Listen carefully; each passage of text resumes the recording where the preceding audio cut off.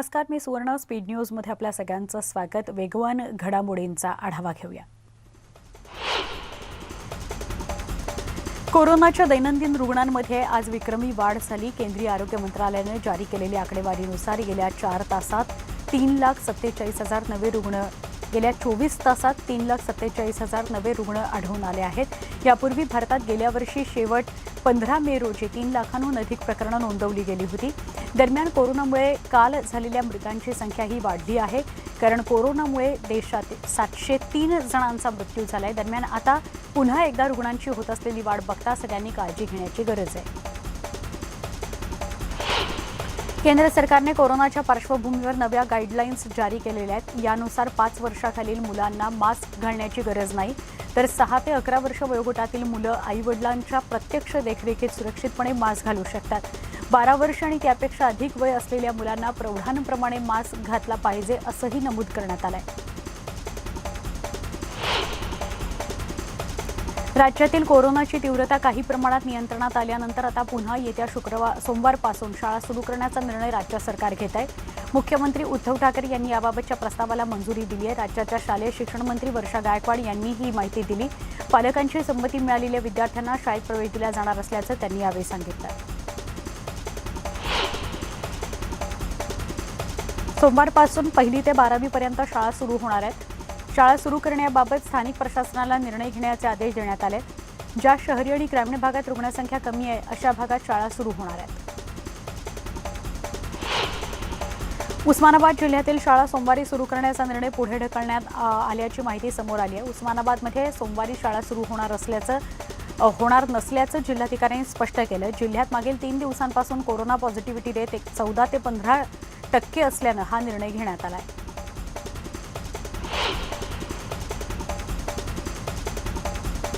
सोमवारपासून राज्यातील सगळ्या शाळा सुरू करण्यास परवानगी देण्यात आली आहे। आता शाळांमध्येही लहान मुलांचं लसीकरण मोहीम राबवली जाईल अशी माहिती राज्याचे आरोग्यमंत्री राजेश टोपेंनी दिली। राज्याच्या मंत्रिमंडळाच्या बैठकीत हा निर्णय घेण्यात आल्याचं टोपे म्हणाले। 15 ते 18 वर्ष वयोगटातील म्हणजे 9वी, 10वी आणि 11वीच्या वर्गातील मुलांचं शाळेत लसीकरण करण्याचा निर्णय घेण्यात आला आहे। राज्यात कोरोनाची तिसरी लाट आता काही प्रमाणात ओसरत असल्यानं काहीसा दिलासा मिळालाय, त्यामुळे निर्बंधही कमी होण्याची शक्यता आहे। मुंबईत लवकरच सकाळी आणि संध्याकाळी ठराविक वेळेत मैदानं, उद्यानं सुरू करण्यात येणार आहेत। शिवाय हॉटेल, रेस्टॉरंट्सची रात्री 10 वाजेपर्यंत असणारी वेळ 1 तासानं वाढवून 11 पर्यंत करण्यात येणार आहे। अतिरिक्त आयुक्त सुरेश काकाणी यांनी ही माहिती दिली। राज्यात कोरोना रुग्णसंख्येत वाढ झाली असून गेल्या 24 तासात 46,197 नवे रुग्ण आढळून आले। दरम्यान काल दिवसभरात कोरोनामुळे 37 जणांचा मृत्यू झाला। 52,025 रुग्णांनी कोरोनावर मात केली। दरम्यान राज्यात ओमायक्रॉनचे 125 नवे रुग्ण आढळून आले। पुणे जिल्ह्यात काल कोरोनाची आतापर्यंतची एक दिवसातली सर्वाधिक 14,424 रुग्णसंख्या नोंदवली गेली आहे। पहिल्या लाटेत ऑगस्ट 2020 मध्ये 2,100 इतकी उच्चांकी रुग्णसंख्या नोंदवली गेली होती, तर दुसऱ्या लाटेत 8 एप्रिल 2021ला 7,010 हा रुग्णांचा आकडा होता, उच्चांक होता। दरम्यान काल पालिका आयुक्त विक्रम कुमार यांनी कोरोनाची लागण झाल्याचं समोर आलंय। राष्ट्रवादी काँग्रेसचे खासदार अमोल कोल्हे आज राष्ट्रवादी काँग्रेसचे सर्वेसर्वा शरद पवार यांची भेट घेणार असल्याची माहिती मिळते। अमोल कोल्हे यांनी साकारलेल्या नथुराम गोडसेच्या भूमिकेला जोरदार विरोध होतो आहे। कोल्हेंच्या गोडसे भूमिकेला राष्ट्रवादी काँग्रेसमधून विरोध केला जातोय। अनेक राष्ट्रवादी काँग्रेसच्या नेत्यांनी कोल्हेंवर नाराजी व्यक्त केली। त्या पार्श्वभूमीवर ही भेट महत्त्वाची आहे।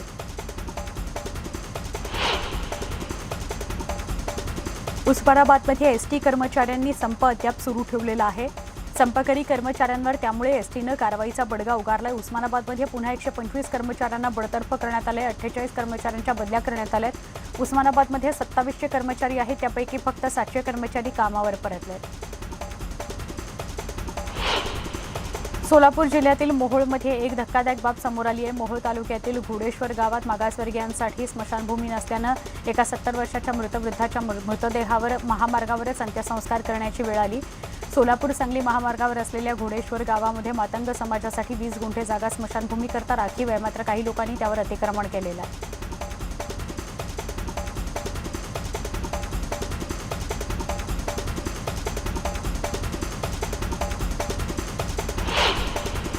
क्लब हाऊस ॲप चॅट प्रकरणी मुंबई पोलिसांच्या सायबर सेलनं कारवाई केली. महिलांची अश्लील आक्षेपार्ह बोलणाऱ्या तिघांना अटक करण्यात आली. हरियाणात ही कारवाई झाली.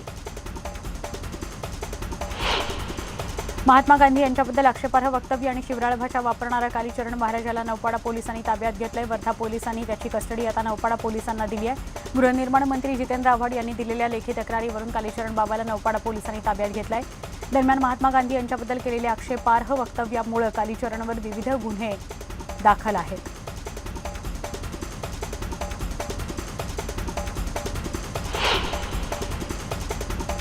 पिंपरी चिंचवड पोलीस दलातील एका हवालदाराला गुंडांनी आपल्या गाडीखाली चिरडल्याची धक्कादायक घटना घडली आहे. मध्य प्रदेशमधील कुख्यात दरोडेखोरांच्या टोळीसोबत झालेल्या चकमकीदरम्यान ही घटना घडली आहे.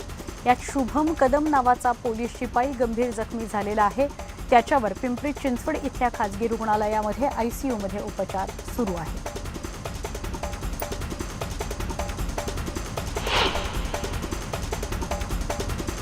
विरारमध्ये माणुसकीला काळीमा फासणारी घटना समोर आली आहे. 7 ते 8 जणांच्या जमावानं एका तरुणाला अमानुषपणे मारहाण केली.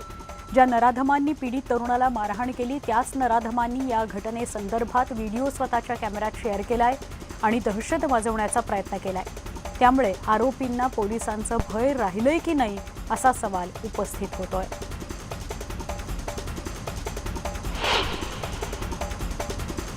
जळगावातल्या मुक्ताईनगरमधील बडोदा वनपरिक्षेत्रात ड्युटीवरील एका वनरक्षकाला मारहाण करण्यात आली. संशयित आरोपी रहीम पवार डुकरांना मारण्याकरता आला असता वनरक्षक ज्ञानोबा धुळगंडे यांनी त्याला विरोध केला. याचाच राग आल्यानं रहीम पवार यानं ज्ञानोबा यांना मारहाण केल्याचा आरोप आहे. या घटनेनंतर आरोपी फरार झाला असून पोलीस त्याचा शोध घेत आहेत. उल्हासनगरमध्ये एका रिक्षा चालकानं रिक्षा चालवता चालवता फुटपाथ चालवणाऱ्या एकाचा मोबाईल खेचून पोबारा केला. ही संपूर्ण घटना सीसीटीव्हीत कैद झाली असून या प्रकरणी गुन्हा दाखल करण्यात आलाय. कॅम्प नंबर 3 भागातील गणेशनगर परिसरात ही घटना घडली आहे.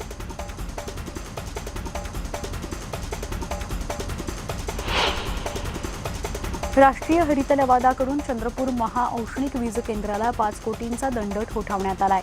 वीज केंद्रातील प्रदूषणावर आळा न घातल्यानं एमजीटीनं हा आदेश दिलाय. चंद्रपूर एमआयडीसीचे माजी अध्यक्ष आणि सामाजिक कार्यकर्ते मधुसूदन रुंगठा यांनी चंद्रपूर महाऔष्णिक वीज केंद्राविरुद्ध ही याचिका दाखल केली होती.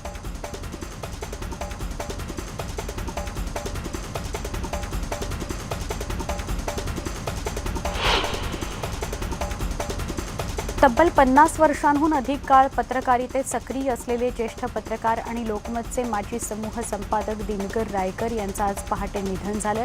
गेल्या काही दिवसांपासून ते आजारी होते. रायकर यांनी इंडियन एक्सप्रेसमधून पत्रकारितेला सुरुवात केली. लोकमत समूहामध्ये संपादकपदाची जबाबदारी त्यांनी सांभाळली होती. सुरुवातीला ते औरंगाबादचे संपादक होते. यानंतर ते गेली काही वर्षे लोकमतचे समूह संपादक म्हणून जबाबदारी सांभाळत होते.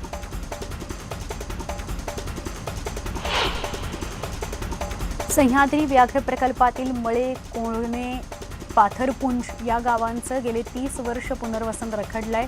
ही बातमी न्यूज 18 लोकमतनं दाखवली होती. या बातमीची दखल घेत या तिन्ही गावांचं लवकरात लवकर पुनर्वसन करून 1 वर्षाच्या आत विस्थापित त्यांचं पुन्हा एकदा त्यांना घरं दिली जातील, त्यांचं प्रस्थापन केलं जाईल असं आश्वासन वन खात्याकडून देण्यात आलंय.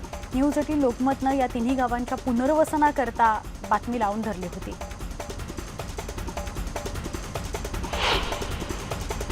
मुंबईकरांना आज पाणी कपातीला सामोरं जावं लागणार आहे. मुंबईतल्या काही भागांमध्ये पाणीपुरवठा बंद राहणार आहे. भायखळा परिसरातील पाणीपुरवठा व्यवस्था सुधारण्याकरता बॅरिस्टर नाथ पै जंक्शन आणि डॉकयार्ड रोड जवळच्या जुनी पाईपलाईन काढण्याचं काम महापालिकेच्या पाणीपुरवठा विभागाकडून केलं जात आहे. त्यामुळे कुलाबा, सँडल्स रोड, पायकळा, परळ, वडाळा यासह सायन परिसरामध्ये सकाळी 10 वाजेपर्यंत पाणीपुरवठा बंद राहील. दरम्यान नागरिकांनी पाणी जपून वापरावं असं आवाहन केलं जात आहे.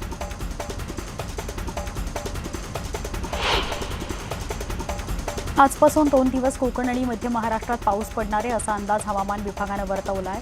आज तुरळक ठिकाणी पावसासह गारपीट होण्याचा अंदाज आहे. राज्यातील अनेक जिल्ह्यांमध्ये 22 आणि 23 जानेवारीला पावसाची शक्यता हवामान विभागाकडून वर्तवण्यात आली आहे.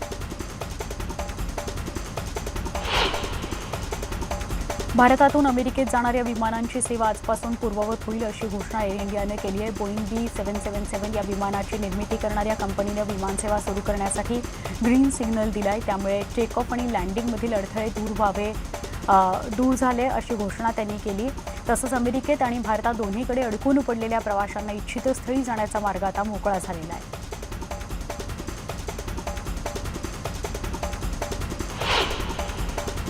भारताचे पंतप्रधान नरेंद्र मोदींना सर्वाधिक लोकप्रिय नेते म्हणून पहिल्या क्रमांकाचं स्थान मिळालंय. अमेरिकेतील global leader approval tracker Morning कन्सल्टंटच्या सर्वेक्षणाची आकडेवारी समोर आली आहे. यात मोदी जगातील सगळ्यात लोकप्रिय नेते असल्याचं जाहीर करण्यात आलं आहे. मुलायमसिंग यादव यांनी त्यांची सून अपर्णा बिष्ट यादव यांनी नुकतंच भाजपमध्ये प्रवेश केला. भारतीय जनता पार्टीचं सदस्यत्व घेतल्यानंतर लखनौला परतल्यावर त्यांनी मुलायमसिंग यादव यांचे आशीर्वाद घेतले. तसा फोटो त्यांनी ट्विटरवर शेअर केला आहे.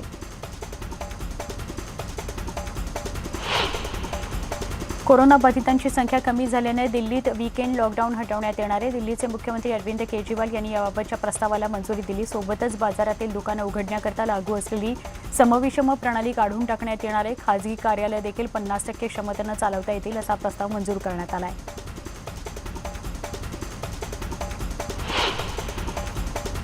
इंडिया गेटवर अमर जवान स्मारकामध्ये अखंडपणे तेवत असणारी ज्योत ही आज शेवटची प्रज्वलित करण्यात आली. त्यानंतर ही ज्योत दिल्लीच्या नॅशनल वॉर मेमोरियल इथल्या ज्योतीमध्ये विलीन होणार आहे. त्यामुळेच आज अमर ज्योती स्मारकामध्ये ही शेवटची ज्योत तेवत ठेवली गेली.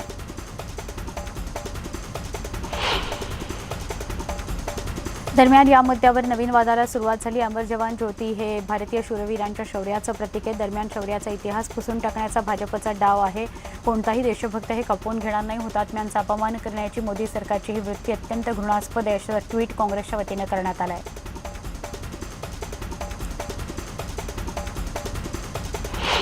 संसदेच्या नवीन वास्तू उभारणीकरता मोदी सरकारनं हाती घेतलेल्या सेंट्रल विस्टा प्रकल्पावरील खर्च वाढला आहे. हा खर्च तब्बल 29% वाढला आहे. या प्रकल्पावर आणखी 282 कोटी रुपये खर्च करण्यात येणार आहेत. या प्रकल्पावरील खर्चापोटी अर्थसंकल्पामध्ये 977 कोटींची तरतूद करण्यात आली आहे. मात्र आता खर्चाचा एकूण आकडा 1250 कोटींवर गेला आहे.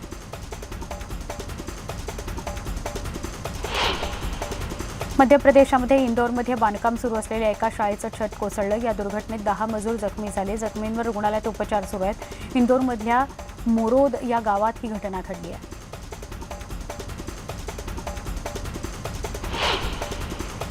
मुंबई एनसीबीनं गोव्यातील अपोळा या ठिकाणी छापेमारी केली. यावेळी एनसीबीच्या अधिकाऱ्यांनी 2 महिलांना अटक केली. त्यांच्याकडून जवळपास 25 किलो गांजा आणि MDMAच्या काही गोळ्या जप्त करण्यात आल्यात.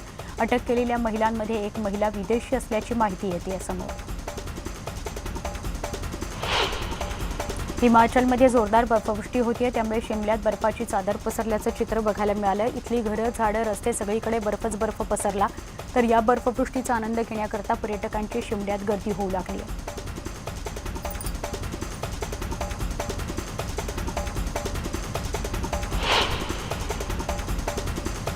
एक छोटासा ब्रेक. स्पीड न्यूजमध्ये लगेच भेटूया. पहा फक्त न्यूज 18 लोकमत.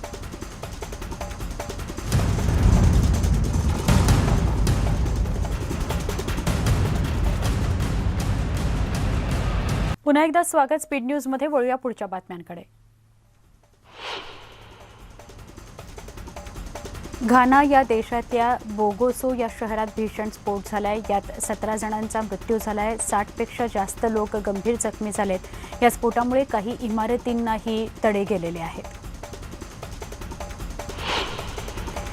भारतीयांना आता पुन्हा भारत आणि पाकिस्तान दरम्यान क्रिकेटचा महामुकाबला पाहण्याची संधी मिळणार आहे. ऑस्ट्रेलियामध्ये होणाऱ्या यंदाच्या T20 विश्वचषकाचं वेळापत्रक ICCने जाहीर केले. या वर्ल्ड कपमध्ये भारताचा पहिला सामना पाकिस्तान विरुद्ध होणार आहे. 23 ऑक्टोबरला MCG इथं ही महालढत रंगणार आहे. भारत आणि दक्षिण आफ्रिका यांच्यातील 3 दिवसाच्या सामन्यांच्या मालिकेतील दुसरा सामना आज होणार आहे. पार्लच्या मैदानावर दोन्ही संघ पुन्हा एकदा आमनेसामने येतील. भारतीय संघावर दबाव असला तरी पहिला सामना गमावल्यामुळे मालिकेत आव्हान कायम राखण्याचं भारतासमोर आव्हान आणि त्यामुळे हा सामना जिंकणं आवश्यक आहे. सुशांत सिंग राजपूतचा आज जन्मदिन आहे. त्यानिमित्ताने त्याच्या चाहत्यांकडून सुशांतच्या आठवणींना उजाळा दिला जातोय. सुशांतचा जन्म 21 जानेवारी 1986 मध्ये बिहारमधल्या पाटणामध्ये झाला. 14 जून 2020ला त्याने अकाली एक्झिट घेतली. त्याला जाऊन 2 वर्ष झाली असली तरी चाहत्यांच्या मनात तो कायम आहे.